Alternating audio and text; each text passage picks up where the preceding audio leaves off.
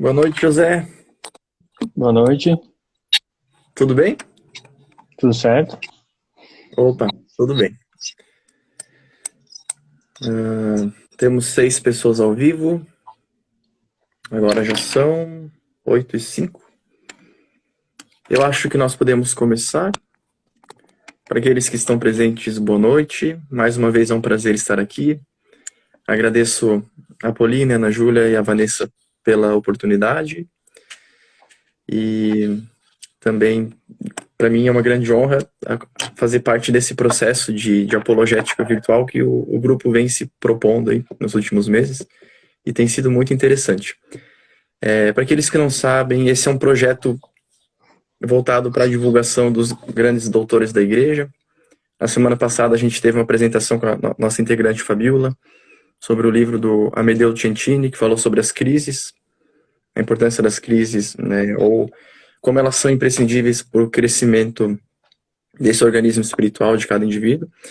E hoje a gente vai ter uma apresentação do José sobre o livro Confissões de Santo Agostinho, que, na verdade, como nós falávamos semana passada, a igreja é um corpo místico, e com certeza Santo Agostinho seja um dos membros mais importantes dessa igreja também, porque pelo conjunto das obras dele, que foram muitas, na verdade, foram vários comentários aos Salmos, aos Evangelhos, e o livro sobre a Trindade dele, para mim, assim, é um dos melhores que existem, realmente, é de uma profundidade única.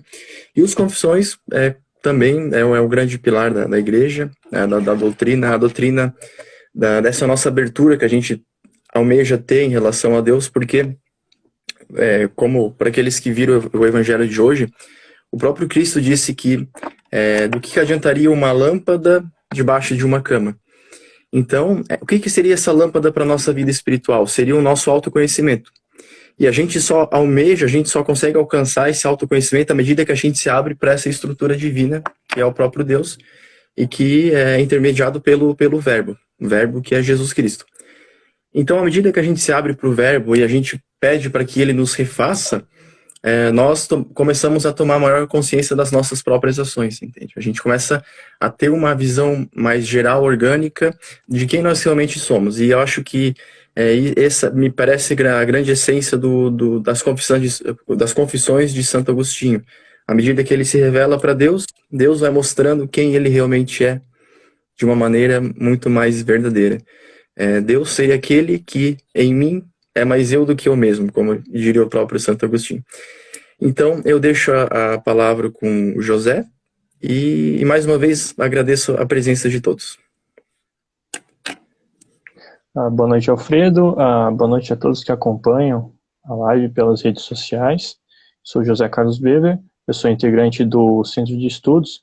Eu vou fazer uma breve explanação sobre a obra Confissões de Santo Agostinho, né?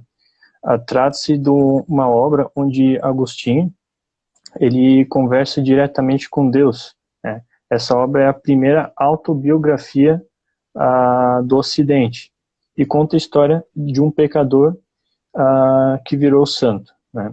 Agostinho talvez seja um dos maiores ou o maior teólogo, doutor da patrística, que foi uma fase de estudos da igreja, dos idealizadores da igreja, né, os pais da igreja, né? Foi uma fase muito importante para a formação da teologia cristã e de toda a dogmática católica, né?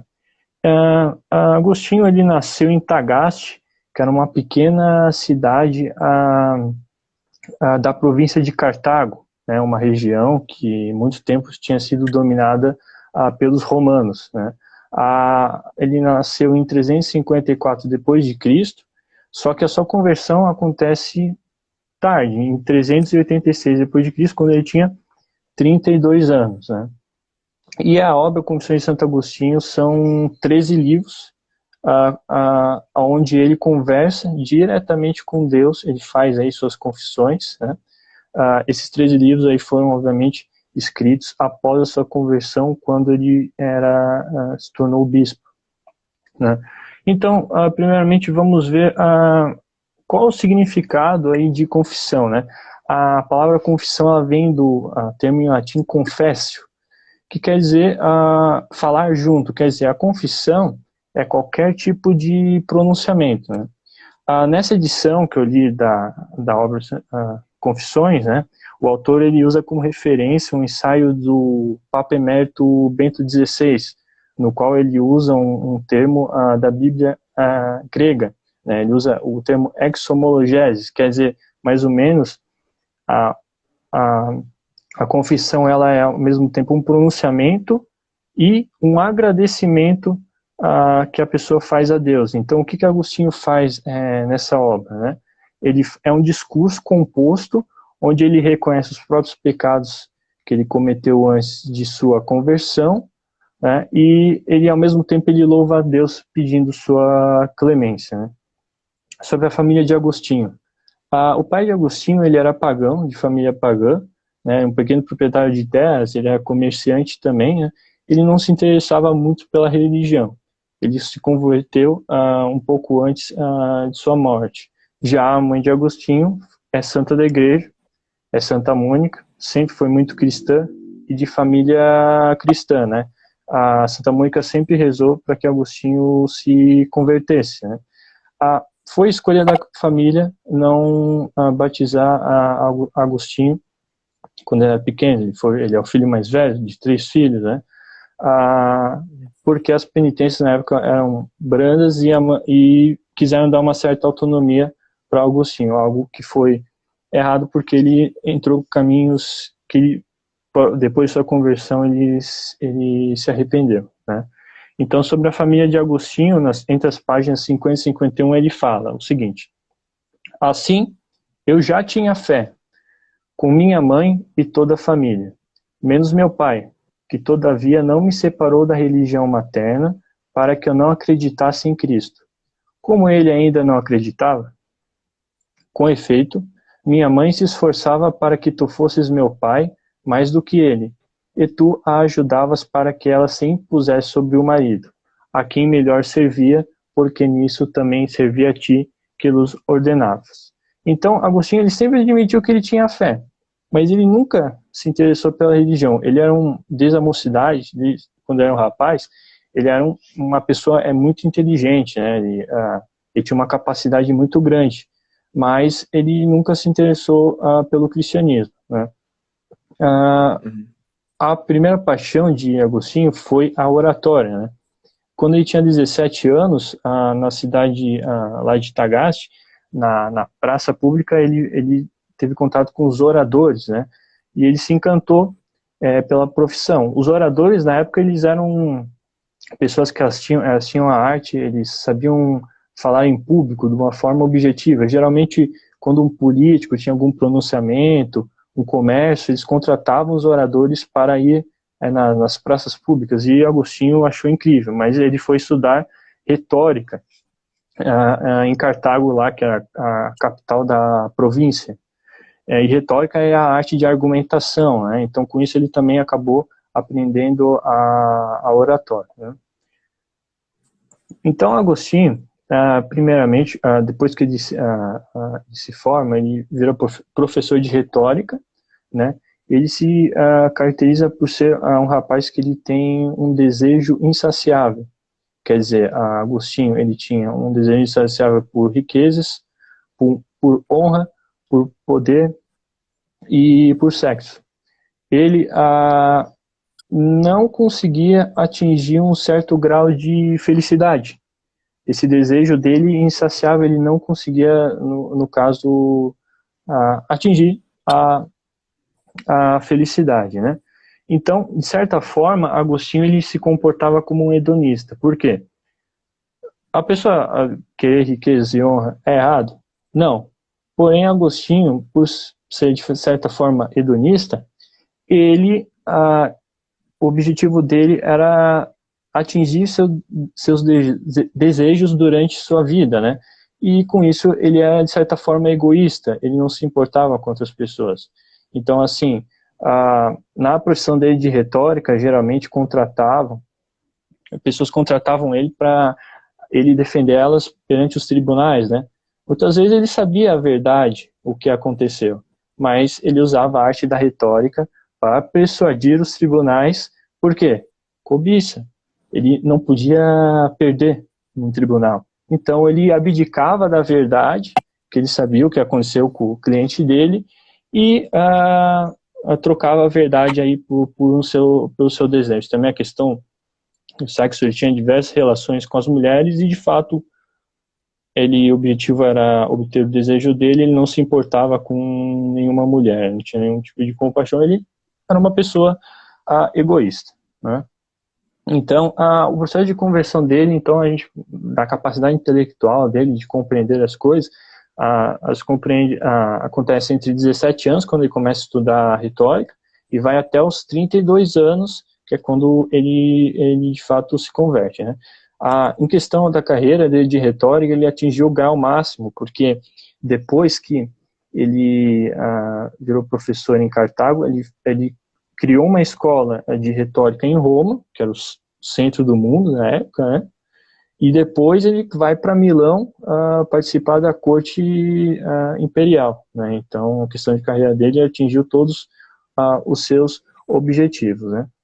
Só que ele via que não bastava somente ele atingir os desejos dele aqui na Terra, ele precisava de mais. Então ele tenta buscar algo transcendental, ainda lá em Cartago. Então ele começa a entrar em contato com os maniqueístas, que era uma doutrina popular no Império Romano. O que consistia os maniqueístas? Era a doutrina que ela foi criada na Pérsia. Eu tenho o significado aqui, eu tirei do dicionário Oxford de Filosofia. Então, o significado de maniqueísmo é o seguinte: a doutrina segundo a qual o mundo não é governado por um único ser perfeito. Quer dizer, para o cristianismo já está errado, porque o único ser perfeito é Deus, né? Mas por um equilíbrio de forças do bem e do mal.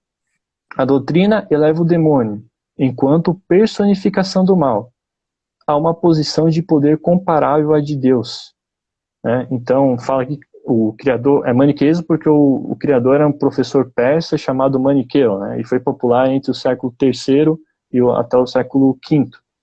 Então, o que acontecia? Era uma seita, religião, que equiparava os dois poderes, o bem representado por Deus e o mal representado pelo demônio. E isso acontecia um equilíbrio. Precisava ter essas duas forças que representavam um equilíbrio. No entanto, o demônio tinha a mesma força que Deus. Isso, obviamente, não existe no cristianismo, né? Deus é o único ser perfeito e o ser mais poderoso que existe, né? Muito superior às forças do mal, né? Então, ele segue o maniqueísmo, mas o que acontece? Agostinho é um cara muito inteligente. E ele ia lendo, analisando as teorias, a retórica, na época todo mundo estudava Cícero, que era a principal referência, né? Ele ia estudando, mas nada convencia ele, assim, ele tinha dúvidas sobre o que ele estudava e tal. Ele queria buscar a verdade, né? E então ele esquece, ele continua tendo as práticas dele, hedonistas. O maniqueísmo também foi algo que ele participou um pouco, mas, de certa forma, depois de ele ter estudado tanto, ele virou um pouco, seguiu o ceticismo. Quer dizer, toda doutrina que ele olhava, ele duvidava, né? Ele não via, ele não enxergava a verdade nessa doutrina. Quer dizer, então ele entra numa crise espiritual, de tantas diversas doutrinas aí que ele conhece. Pois bem, então na carreira dele, o grau máximo que ele conseguiu, assim, como orador, professor de retórica, foi participar da corte imperial lá em Milão. Na época, o imperador ele era criança, o nome dele era Valentiniano, ele tinha 12 anos. E quem, de certa forma, mandava no império era a mãe do garoto, que se chamava Justina. E a Justina não gostava nem um pouco dos cristãos na época. Ela era pagã, só que tinha uma pedra no sapato dela na época, que se chamava Santo Ambrósio. E Santo Ambrósio, ele era um mestre em retórica, ele era talvez entre os bispos da igreja, né, o melhor. Ele defendia com unhas e dentes os cristãos na época. E a Justina, que era de fato quem governava, né, queria entregar determinadas igrejas à comunidade ariana, que era uma outra denominação cristã, também aos pagãos, e o Santo Ambrósio era a barreira que ela tinha, né, para prejudicar o cristianismo. Então, o que acontecia? O Santo Agostinho ele tinha uma admiração muito grande pelos oradores, né, os professores de retórica. E ele viu, e quando ele vê a Ambrósio, ele pensa assim, meu, que legal, é um cristão especialista em retórica, né? E ele daí assistiu os sermões dele, ele achava incrível, ele via as discussões dele na corte imperial. Então, a mesma paixão que ele teve, o primeiro orador que ele viu lá em Tagaste, ele sentiu por Santo Ambrósio. Então, assim, fala aqui na página 139, ele fala, né, quando ele chega em Milão. Eu cheguei em Milão, cidade do bispo Ambrósio, conhecido como uma das maiores personalidades do mundo, teu pio devoto, que naquela época, em seus sermões, distribuía diligentemente a teu povo a flor de teu trigo, a alegria do óleo e a sóbria embriaguez do vinho. Eu, porém, era conduzido a ele por ti inconscientemente, para que ele me conduzisse a ti cientemente. Aquele homem de Deus me recebeu paternalmente e se felicitou bastante como bispo pela minha chegada. Quer dizer, ele atribui a Deus a chegada dele a Milão de uma forma inconsciente, e quem apresenta a ele foi Santo Ambrósio. Apresentou o cristianismo. Daí agora nós pensamos, como nós podemos amar quem nós não conhecemos, né? E isso é o que acontecia com Agostinho, porque ele estudava tudo, o que era de doutrina, na época, de retórica, estudar, mas o cristianismo ele nunca se disponibilizou em estudar. E a partir que começou a adentrar sobre a doutrina, conhecer, e se encantou. Óbvio que teve a influência de Santo Ambrósio, que foi uma referência para ele, né? Por isso que é importante nós termos bons sacerdotes, bons cristãos da nossa paróquia, que sejam um exemplo para as pessoas, né? Para que outras pessoas que talvez não sigam, elas se espelharem e começarem, né, a participar. Pois bem, então o Santo Agostinho começa a se aproximar do cristianismo, do catolicismo, né? Então ele começa a estudar sobre o assunto. As influências, então, que ele teve para sua conversão. Carta de São Paulo aos Romanos, que ele fala sobre a questão da santidade. História de Santo Antão. Ele começa a ver como dava um conforto no coração dele a oração, né? E também ele admirava muito a vida dos monges, porque o objetivo da vida dele eram os desejos mundanos, mas os monges eles abdicavam de tudo. E ele sentia uma alegria, uma felicidade muito maior do que ele sentia que, assim, coisas mundanas ele tinha todas, tudo que ele quisesse. Pensa, ele era membro da corte imperial de Roma, e ele sentia, de certa forma, não sei se dá para chamar assim, mas ele admirava os monges da época, né? Então foram vários fatores, conforme ele foi estudando. Primeiro ele foi catecúmeno da igreja, ele foi estudando até que ele se converteu. Daí retrata, né, na obra que foi feita a divulgação lá, a pintura, né, que é uma obra de Frei Angélico, que é um pintor renascentista, que é beato, inclusive da igreja. Ele, no momento do livro, ele fala, ele estava com um amigo dele, e ainda meio que na crise espiritual, mas já com os estudos bem avançados sobre o catolicismo, né, e daí ele entra numa crise de choro, porque ele foi um alívio no coração dele, enfim, descobrir a verdade, finalmente viu uma doutrina que eu posso seguir e não ficar pulando de galho em galho para outra, né? Eu senti, é uma forma de eu mudar minha vida, né? E daí ele chora, então ele trata na obra ele chorando abaixo de uma figueira, né? Como realmente aconteceu, né? Então, após então a conversão dele, um tempo depois ele perde a mãe dele, Santa Mônica, que o objetivo de Santa Mônica, ela rezava sempre o filho se converter. Ela conseguiu a mais, porque assim, ela quer que se convertesse, que ele casasse, tivesse uma família, um cristão normal, mas ele superou isso, porque ele virou sacerdote, bispo, e o nome da patrística, né, do desenvolvimento da nossa teologia, né. Então, as orações dela deram muito certo, né, de Santa Mônica. E daí também, logo depois da conversão dele, teve a morte do filho dele, né? Em Cartago ele tinha uma concubina, não podia casar com ela, né? E ele teve um filho. Então, aí você prega uns trechos agora, então, sobre a Santa Mônica e também sobre o filho falecido dele, que ele lamenta muito, porque foi de uma relação que, de certa forma, no começo ele não amava o menino, né? Então, sobre Santa Mônica, entre a página 91 e 92, ele fala assim: mas minha mãe, tua fiel, chorou a ti por mim mais do que choram as mães nos enterros dos corpos. E tu estendeste tua mão do alto e arrancaste minha alma desta escuridão profunda.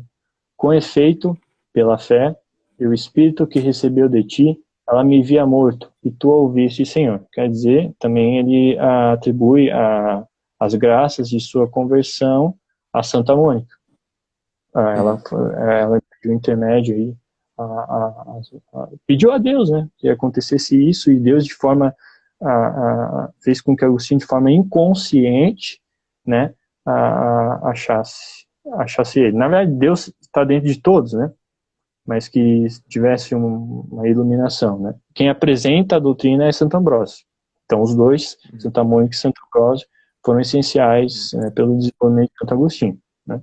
E sobre o filho dele, 2 trechos aqui, página 96, diz o seguinte: naqueles anos tinha uma mulher não assumida pela união que é chamada de legítima, mas conquistada por uma paixão erradia, incapaz de prudência, né? E ele também fala: por isso, pude reconhecer com nitidez, por experiência própria, a diferença que passa entre o laço do contrato conjugal, estipulado para o fim da procriação, e o pacto de um amor libidinoso, no qual os filhos nascem contra a vontade dos pais, mesmo que uma vez nascidos nos forcem a amá-los. Quer dizer, ele defende aí o contrato conjugal para a formação de famílias, né, para você ter um filho, porque ele fala que as pessoas que têm uma relação libidinosa fora do casamento, quando chega um filho, de certa forma, elas não recebem ele bem, elas têm que se esforçar para amá-los. Daí nós chegamos na nossa contemporaneidade, as discussões sobre o aborto, né?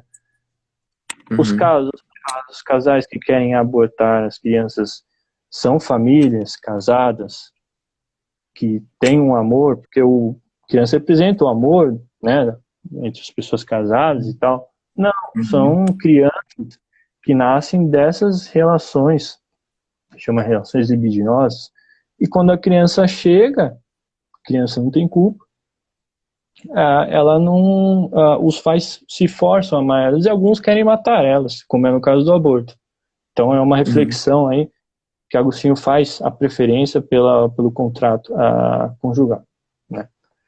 Então Agostinho, então, depois que ele vai lá, ele vira bispo, quer dizer, primeiro ele vira padre, daí eu acho que 9 anos, 6 anos depois ele vira bispo, né? Ele vira o bispo de Hipona, que é uma cidade da província de Cartago. Então ele volta para a terra natal dele. Ele sai do centro do mundo e volta lá para o norte da África, né, que hoje a Cartago é a Argélia, né? Então, as principais ideias de Santo Agostinho. Santo Agostinho, assim, toda teologia, você precisa de uma filosofia para explicar ela. Não existe teologia sem filosofia. Qual que foi a filosofia que Santo Agostinho usou? Ele usou o platonismo. Então ele foi um dos pioneiros, digamos assim, do neoplatonismo. Por que neoplatonismo? Porque ele uniu o platonismo com a doutrina cristã, né? Para explicar o que é a existência do ser humano, a existência de Deus e a relação que Deus tem com o homem, né? Então, porque os gregos tinham, a civilização grega foi super avançada em questão de conhecimento, e eles tinham essa curiosidade. Então ele une esses dois conhecimentos, filosofia platônica com a teologia cristã, né? Forma aí o neoplatonismo de Santo Agostinho, né? Então ele faz isso, e muitas ideias que eu vou compartilhar agora aqui, eu separei vários trechos para mostrar o objetivo aí da teologia dele, dará sequência ao cristianismo. Daí depois, a patrística é o século I, século IX. Depois ainda temos a escolástica, que tem Tomás de Aquino como principal referência. Aliás, hoje em dia, sou Tomás de Aquino. E, então, é essencial essa teologia que Santo Agostinho desenvolve para todo o cristianismo, certo? Então, o que consiste o platonismo, né? Platão, ele acreditava que o corpo, o ser humano, né, é dividido por duas substâncias metafisicamente distintas. Quer dizer, o corpo, que é físico, então, meu corpo aqui, né? E a alma. Uhum. A alma, ela comanda o corpo. E é na alma que nós desenvolvemos a nossa razão, né? Entre outras coisas, né? Ele também falava que para a gente descobrir a verdade, a gente precisava ter fé. Só que para sustentar a fé, nós precisávamos usar a razão, quer dizer, compreender, estudar, pesquisar. É tola a pessoa que acha que para você ser religioso, você não precisa estudar. Muita gente acha que é isso, que a pessoa religiosa é a pessoa que não estuda, né? Muito ao contrário, você precisa ter um bom conhecimento em filosofia, porque é a existência do homem, né? A existência de um ser superior, né? Que está em jogo. Então, no platonismo, né, e também para Santo Agostinho, né, que usava essa filosofia, né, Deus, ele não está aqui, né, mas ele está no mundo das ideias. Quer dizer, nós precisamos usar a nossa alma. Nossa alma precisa ser superior ao nosso corpo, porque nós precisamos usar a razão para compreender Deus. É isso. Então, eu vou apresentar agora alguns trechos que eu separei, né. Página 44, ele fala o seguinte: escuta, Deus, ai dos pecados dos homens. Um homem diz isso, e tu tens piedade dele, porque tu o fizeste e não fizeste seu pecado. Quer dizer, Santo Agostinho, ele atribui o pecado ao homem. Porque como nós podemos atribuir o pecado a Deus, se Deus é um ser perfeito e incorruptível? Não faz sentido. Então, todo pecado, todo desgaste que existe na humanidade, por causa do homem, é o pecado original, né? Tá, do Gênesis, né? Página 63. Quero lembrar minhas vergonhas passadas e as corrupções carnais da minha alma, não porque as ame, mas para te amar, meu Deus. Quer dizer, reforça o conceito de confissão. Confissão é uma forma de você falar sobre seus pecados, mas ao mesmo tempo louvar a Deus, né? Página 72. Assim, a alma fornica quando se afasta de ti e busca algo que não encontra puro e límpido, senão voltado a ti. Todos aqueles que se distanciam de ti e se levantam contra ti te imitam perversamente. Quer dizer, para Santo Agostinho existiam duas vontades, uma vontade boa e uma vontade má. As vontades boas são aquelas que nos aproximam de Deus. Já as vontades más são as vontades que nos distanciam de Deus. Por exemplo, os vícios que ele tinha, vícios mundanos, o afastavam de Deus, porque ele não praticava virtudes, quer dizer, ele praticava o oposto das virtudes, né? Então, se era para ele ser humilde, ele era soberbo, e assim em diante, né? Página 109. Voltai, traidores, ao coração e juntai-vos àqueles que vos fez. Ficai neles e permanecei estáveis, repousai nele e encontrareis a quietude. Quer dizer, foi o que aconteceu com ele. Ele estudava, não achava a verdade, mas ao conhecer a doutrina cristã, ele finalmente teve o coração acalmado e ele encontrou a quietude, né, e se estabeleceu. Página 118.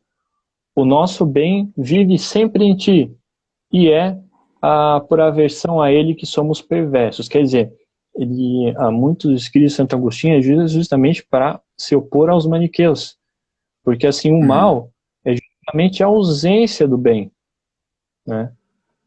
Então tudo que não é bom é mal, justamente é isso, né? E você se afastar de Deus equivale a você se afastar do bem e da verdade, né? Logo você estará no mal e na mentira, né? Página 173 a página 174. Isso é muito importante. Com efeito, de nenhuma maneira absolutamente, a corrupção atinge nosso Deus, por nenhuma vontade, nenhuma necessidade, nenhum acidente imprevisto, porque Ele é Deus e que deseja para si é bom, e Ele é o próprio bem, mas corromper-se não é bom. Quer dizer, quem se corrompe, Deus nunca vai desejar o mal para a gente. Deus é misericordioso, o nosso Deus é um Deus do amor. A corrupção acontece nos homens, o pecado acontece nos homens, né? Deus não pode pecar porque Ele é perfeito e incorruptível, né? Página 206 a página 207. Por certo, a vontade pervertida nasce o líbido, e quando se obedece o líbido, nasce o hábito, e quando não se resiste ao hábito, nasce a necessidade. Por todos eles, como anéis entrelaçados, por isso falo em corrente. Uma dura escravidão me mantinha prisioneiro. Então nós vemos muitos casos de pessoas que elas se convertem, elas deixam justamente os vícios, né? Porque o vício, ele cria um hábito e o hábito cria a necessidade, né? E quando a pessoa ela para de ter essas vontades más, se aproxima de Deus, ela deixa de ter esses vícios, esses hábitos, né? Página 217, né? Já não era eu que a produzia, mas o pecado que habita em mim, por punição de um pecado mais livre, por ser um filho de Adão. Então ele reforça novamente o pecado original, né? Atribui o pecado ao homem. Página 229, e chegou o dia de me livrar de fato da profissão da retórica, da qual já me livrará no pensamento, e assim foi, quer dizer, ele deixou de praticar a retórica mentirosa dele, digamos assim. Então, obviamente, ele começou a usar a retórica em favor do cristianismo, né?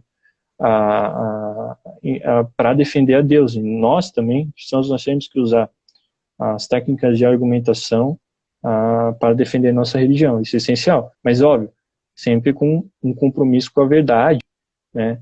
Não com uma forma egoísta, e que tinha como objetivo passar em cima de pessoas como Agostinho fazia, né? Mas de uma forma com uso da razão. Então, e na página 232 ele fala, de fato, eu amará o vazio e buscará a mentira. Então, ele acha, então, a verdade e o bem através do conhecimento que ele tem com Deus, né? Da iluminação que ele recebe. Deus sempre esteve nele, mas... Oi? Perdão, José. A Vanessa mandou uma pergunta aqui. Às vezes achamos que não merecemos a misericórdia de Deus.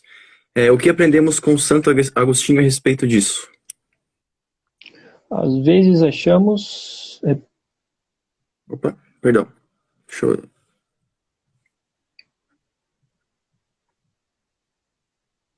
Consegues ver, José? Sim, sim.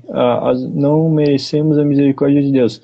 Não, Deus sempre é misericordioso. Ele sempre... Santo Agostinho se converteu com 32 anos, depois de ter aprontado várias coisas. Mas ele descobre a verdade e ele, de fato, ele tem um compromisso total com Deus. Quer dizer, ele não é assim, eu vou me converter, mas aquela coisa ainda eu vou continuar praticando. De fato, é uma conversão completa. Tanto que Santa Mônica queria que ele casasse, era cristão, ele virou bispo, e um dos principais homens da igreja. Né? Então, é uma certeza que Deus é misericordioso. É a transição que teve do Deus do Antigo para o Novo Testamento, né? O Deus do Antigo Testamento jogava praga na cidade e tal. E o novo Deus, não. O Novo Testamento é um Deus de amor, de misericórdia. Óbvio, mas óbvio, precisamos compreender Deus, né? E José, até perdão a interrupção, como o próprio Santo Agostinho dizia lá no livro sobre a Trindade, existem coisas que para nós são acidentes, por exemplo, a misericórdia, perdão. Nós somos então misericordiosos às vezes não. Então isso não está na nossa essência, né? Mas para Santo Agostinho, algumas coisas fazem parte da essência do próprio Deus, e a misericórdia é uma delas. Então, por que a gente tem certeza que Deus é dotado de misericórdia? Porque isso faz parte da própria natureza dele. entende? Um Deus que é paciente e misericordioso por definição. Então, quando a gente compreende o que isso representa, como Deus ele é repleto de muitas coisas, né? Misericórdia, inteligência, amor, a gente enxerga que ainda que nós pecamos e pecamos e pecamos, Deus continua sendo misericordioso e continua esperando a gente, né? Ele tem eu não separei aqui, mas ele fala lá nos primeiros livros do nascimento dele que Deus temperou ele desde o nascimento, sempre esteve de olho nele, né? E é engraçado que ele fala que mesmo quando sua vontade, de uma forma inconsciente, Deus coloca ele nos caminhos, né?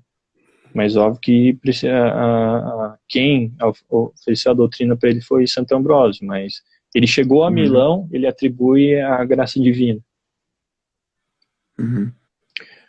Sobre a explicação, resumo, eu finalizo agora. Se tiver mais alguma pergunta. Por enquanto não tem nenhuma. Não sei se alguém tem interesse em fazer, pode escrever na caixinha ali. Mais alguma consideração? Mas em tese Opa, perdão. Tu vais fazer a consideração depois, então eu queria fazer uma pergunta para ti a respeito da espiritualidade de Santo Agostinho. Aqui nós temos uma nova pergunta da Ana Júlia. É o que Santo Agostinho diz sobre a verdadeira felicidade? Eu acho que está lá no Solilóquios também. O que é a felicidade para Santo Agostinho? A felicidade para Santo Agostinho é a comunhão total com Deus que ele tem. Como ele não conseguiu atingir a felicidade com os bens, as coisas mundanas, ele atinge a felicidade tendo uma total conexão com Deus. Tanto que ele falou que para ele ter uma total conexão com Deus, ele precisava ser sacerdote. Tudo que ele fez, né? Que ele não tinha vocação para matrimônio por causa que ele não tinha intenção, digamos assim, de praticar um ato sexual para ter filhos. Então, por isso ele precisaria ter uma conexão total com Deus, ser sacerdote. Que deu muito certo. O próprio termo felicidade, ele passou por algumas transições, se a gente for olhar o que a felicidade representa hoje. Na verdade, como a gente vive, querendo ou não, num mundo secularizado e subjetivista, a felicidade ela passa a ser somente um estado interior de bem-estar, por exemplo. Mas para os antigos, a felicidade era uma adequação à verdade. Então, por exemplo, quem é feliz? Feliz é a pessoa que adequa o intelecto e a vida dela a algo transcendente e repousa lá. A felicidade tinha o aspecto do repouso, né? A pessoa repousa nos braços de Deus. Então, como o José disse, a felicidade para Santo Agostinho é estar unido a Deus. E se a gente conseguir entender isso, nós que vivemos no século XXI, um século cartesiano, que existe uma divisão, né? O eu pensante e o mundo, mas na verdade as coisas não são assim. O nosso eu pensante está dentro do mundo, nós fazemos parte do mundo, entendeu? Então a felicidade ela é uma participação do nosso ser, a estrutura total, e na qual a gente participa e pode intensificar esse grau, essa relação com a nossa inteligência, com a nossa vontade, que repousam no ato de fé também.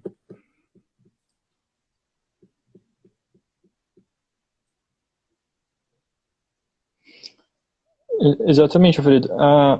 Sobre as minhas considerações, então, eu espero então que todos tenham compreendido, né, a minha explicação, e o que nós precisamos levar hoje, né, no ensinamento, que conversão, ela precisa ser algo total, Deus, né, sem exceções, e que, de certa forma, é um caminho para a felicidade, né?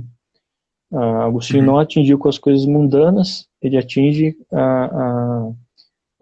com a conexão que ele tem com Deus. Aí, obviamente, vai depender da vocação das pessoas, né? Tem pessoas que têm vocação sacerdócio, ou outros têm vocação para o matrimônio, enfim, né? Então, mostra que nós vamos encontrar Deus sempre no mundo das ideias, né? Na utilização da razão. As coisas mundanas, temos que ter as coisas mundanas, mas nunca colocar acima de Deus, né? Deus é a única coisa superior, perfeita e incorruptível. Perfeito, perfeito. E, José, então, eu acho que, eu não sei se tu pode me corrigir, mas o centro das confissões é exatamente essa revelação que o próprio Deus vai passando para aquele indivíduo que se abre, né? Porque, por exemplo, aqui a Vanessa pode concordar comigo, o erro de Narciso, para a Luíla Velho, o que é o erro de Narciso? É quando a pessoa fecha a própria individualidade, na própria forma, e esquece o que está acima dela. Então, quando nós somos narcisistas, no sentido mais profundo do termo, é quando a gente não se abre mais para Deus. Na verdade, a gente se contenta com a nossa forma e deseja ficar ali e pronto, acabou. E na verdade, existe um grande erro aí, porque se nós não formos como as crianças, como diz Jesus, o que é ser criança para Jesus? É se abrir. A criança, ela é extremamente aberta. A criança, ela aprende praticamente tudo que ela vai saber. A própria linguagem, ela aprende em 2 anos, 3 anos, né? Ela aprende, enfim. E ser criança é exatamente se abrir para Deus e deixar que Ele nos refaça continuamente. E é isso que Santo Agostinho fez nas confissões. Ele se abre a Deus, deixa que Deus comece a revelar para ele quem o próprio Santo Agostinho é, e à medida que o Santo Agostinho vai inteligindo, a própria fé dele vai aumentando. Então a gente tem a famosa frase, né? Crede ut intelligere ut creda. Então, ou seja, a fé e a inteligência são coisas que andam juntas. Então existe esse clichê moderno, que é um equívoco total de separar fé e razão. As coisas não são assim. Na verdade, a própria fé, ela é razão. E o que é razão? Razão é proporção, ratio. Então, quando eu tenho um ato de fé que eu exerço a minha vontade e eu me comunico com o Deus, eu estou exercendo o maior ato de razão possível. E quanto mais eu exerço esse ato, quanto mais eu desejo me aproximar de Deus pela minha vontade, pela força viva da fé, que é a dinamis, mais Deus se revela para mim, mais Deus se faz morada dentro de mim. Então, querendo ou não, claro, a retórica está aí para isso, a gente pode, de certa maneira, comprovar a existência de Deus pela razão, mas a verdadeira comprovação é na participação da essência divina. A gente só conhece Deus como uma consciência na qual nós estamos imersos. Então, à medida que a gente intensifica essa consciência, que a gente vai amando mais com a nossa fé, com a nossa inteligência, o próprio Deus vai se revelando mais. Então, a gente começa a enxergar que praticamente todo o esforço dos filósofos foi vão, porque os esforços não levaram em conta a substância da coisa, ficaram apenas nos acidentes. Deus, acima de tudo, é uma consciência, Ele é aquele que é, e na qual a gente pode intensificar e expandir a nossa própria consciência no sentido mais pleno do termo também. Mais alguma consideração, José? Entende-se pertinente? A conversão também a gente pode destacar que ela é individual, né? Por exemplo, a pessoa, ela desenvolve, obviamente, pessoas vão ajudar, né, em todo esse processo que nós usamos a razão e Deus nos revela para a gente, porque Deus está em tudo, está em todas as coisas, né? E basta Deus se revelar a gente, por isso nós precisamos usar a razão, né? E compreender Deus. Quer dizer, é muito errado a pessoa que julga a Deus, a religião, e não conhece, porque como você vai amar algo que você não conhece, né? Então isso é muito importante. É verdade, é verdade. E quando falasse agora da vocação, José, eu acho que a própria história de Santo Agostinho é bom para que nós tenhamos um julgamento reto em relação ao próximo. Cada indivíduo enxerga o próprio chamado num determinado momento. Então, por exemplo, se nós pegarmos o amor que Jesus tinha por Maria Madalena, por exemplo. Jesus estava enxergando a melhor Maria Madalena que existia ali dentro, entende? Então é isso, esse esforço que a gente deve fazer em relação ao próximo. A gente sempre deve enxergar o próximo não por aquilo que ele é no momento. O indivíduo, né, pode ser, enfim, ladrão, qualquer coisa, mas enxergar aquilo que ele carrega dentro de si e que a qualquer momento pode florir e se transformar num belo jardim. Eu acho que isso é amor. Amor, na verdade, é um movimento. Amor é uma exteriorização. E quando a gente exterioriza isso no próximo, nós estamos enxergando ele na maneira que ele necessita ser visto, né? E Agostinho deixa esse recado, sim. Um amor, essa aproximação do mundo das ideias, que para os tomistas vai ser parecido também, é essa relação que se intensifica à medida que ela é exercida. Então, existem coisas que aumentam na mesma proporção da nossa vontade, entende? As próprias virtudes, por exemplo. À medida que eu amo a Deus, as outras virtudes crescem todas. É muito interessante enxergar esse organismo espiritual. E Santo Agostinho também fala muito disso ali na Trindade. No livro da Trindade ele vai dizer que, da mesma forma que Jesus estava unido ao Pai, nós temos que estar unidos a Jesus, porque Jesus nos leva ao Pai. E também nos Solilóquios, onde ele diz que a vida feliz é exatamente esse repouso, é estar unido a Deus, não somente pela emoção, não somente pela razão, mas com todo o nosso ser, de todo o nosso coração.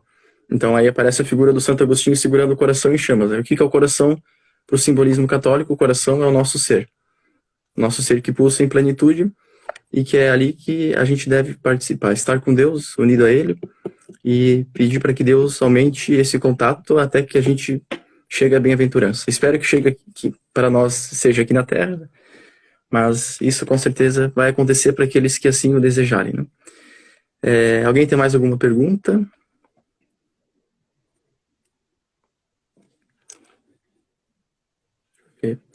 Eu gostei muito, José, foi muito legal a tua introdução da histórica de Santo Agostinho. Acho que foi importante perceber como isso se desenvolveu dentro dele e como tudo que ele tinha passado antes serviu para o apostolado posterior dele. Então, o Agostinho retórico, o Agostinho colérico, mas o Agostinho que se transforma num grande santo.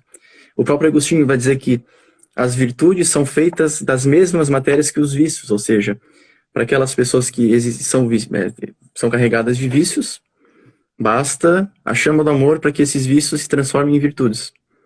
Então, às vezes, a pessoa que é extremamente pecadora, ela vai ser uma grande santa, justamente por isso.